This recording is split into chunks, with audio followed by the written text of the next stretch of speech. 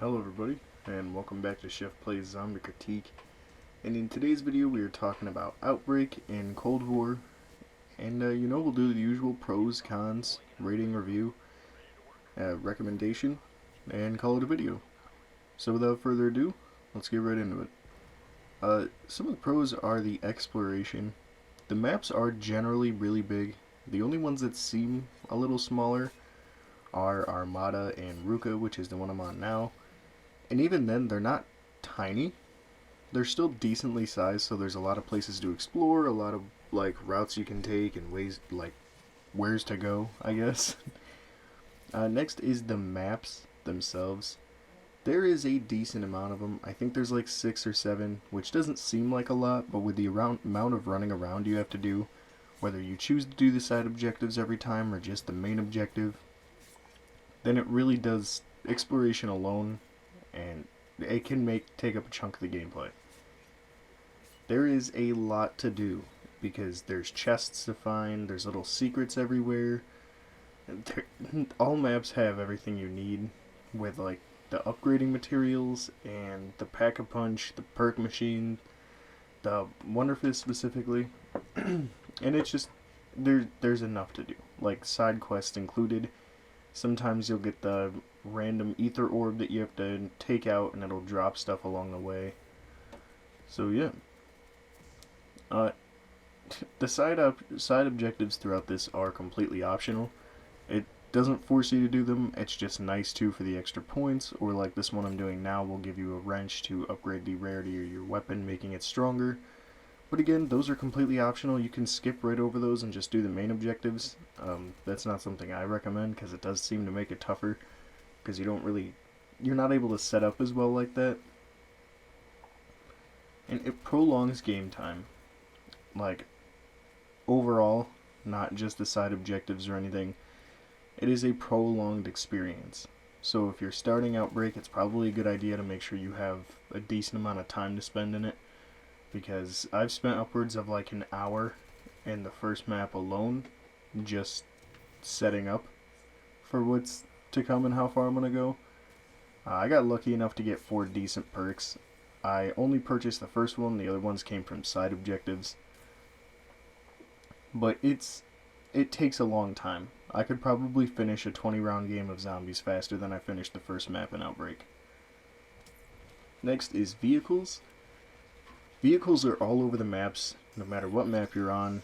Armada, it's mainly just speedboats, but everything else is like motorcycles, jeeps, trucks, cars, and there is a con to them that I'll talk about in the cons, but for the most part it is nice to have those vehicles. Oh, and you have a parachute if you jump off of a high ledge. But once you have stamina up in PhD, you don't really need that. But it is nice to have to travel distances further if you're higher up already. Next is the intel. You can find intel all over the maps, and it's just a little nice piece of the story that you can start to put together on your own if you're not too keen on Easter eggs. Enemy respawning. When you kill a group of enemies and walk away, chances are you come back later, the enemies will be back and ready for you to kill again. And the exit or exfil and warp ability at the end of everything. Once you've done the main objective, it'll give you those 2 options. Exfil ends the game like a normal zombies map. Helicopter picks you up. And warp sends you to the next map and ups the difficulty. And now for the cons. It can feel kinda empty at times.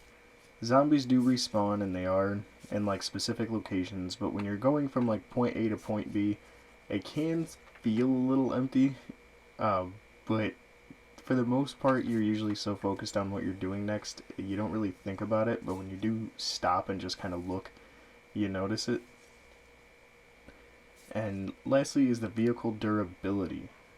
The vehicles in this feel like they get taken out way too quickly. Like if you're on a motorcycle, you get hit by like 6 hellhounds, it's done. Like, maybe not even 6, maybe 5, but it's definitely somewhere in that range. That motorcycle's done for and you gotta find a new one. But other than that, I really do enjoy this mode. And I know a lot of people don't, but, it's alright, but I would personally give it a 9. It's not always my go-to, but it is nice to play a longer game of zombies, and just, if you want to switch from the formula, it's a really decent way to do it. So, I recommend it if that's what you're looking for, but if not, then there's really no need to play it. But, yeah, I hope you enjoyed. Hope you're having a good day. If you're watching early on, have a good rest of your day. See you in the next one. Until then, keep surviving. And next up, we will be talking about Dead Ops Arcade 3. We'll be doing it in the first person mode, but they're really the same thing. It's just one's in first person and one's not. But that's the mode we will be doing because that's the one I enjoy more. So, yeah. See you.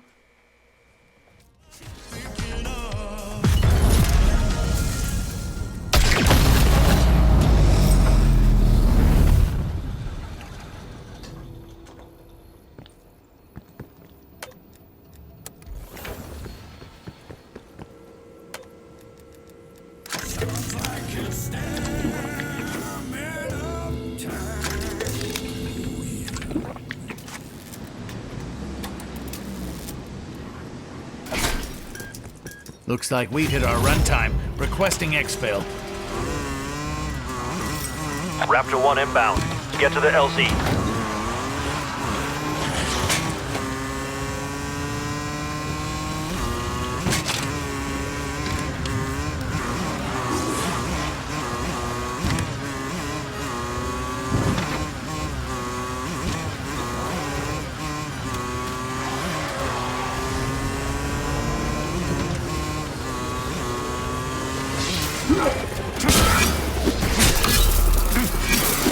Raptor 1 now at the rendezvous point. Hurry it up. Omega forces have our location. Need the extraction zone clear before we can evac. Starting evac.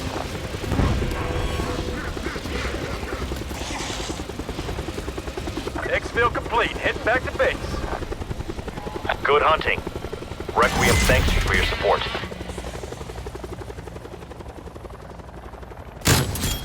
How's that for cutting costs?